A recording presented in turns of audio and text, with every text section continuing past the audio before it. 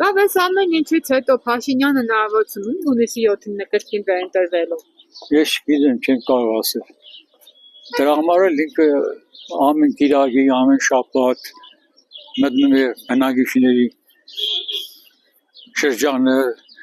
ինչ ասես որ չի անում, մենակ են բանի համար, որ դրա ատորից չզրկվի։ Էսենք ընդրված, էլի մենք նույնը չենք։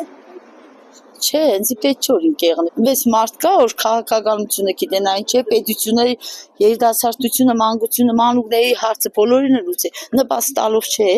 նպաստ երեխակ բերել փող կուտա, մեզ պետք չէ այդ փողը։ Դու աշխատատեղ դուր երիտասարդություն։ Կանգնեցնեք բոլոր երիտասարդներին հարցերեք, ով աշխատատեղ ունի։ Բանակից գալիս են ոչինչ չեն անում երբ տղաները, ում է պետք։ Հայրենիքի համար տոշ եմ տալիս, բայց գալիս եմ հաց եմ փնտրում, հա, աղբամանների կողքից անցնելու։ Եթե աննամուսի պես մեր ժողովուրդը ընտրեց, կնա ընտրվի։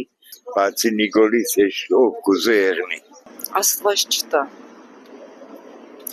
որովհետև դա հայությանը վերջնա լինելու, Աստված չտա։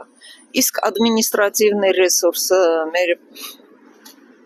պոլիցեյսկեքը, մեր ամեն ինչը չես իմանում, ոնց կարա խաղը լինի։ Չեմ կարող ասել, որտեղ մեր ժողովուրդը մի քիչ անկայուն ժողովուրդ է։ Այսօր էս սևեն մտածում, վաղը կարող է փոխվել։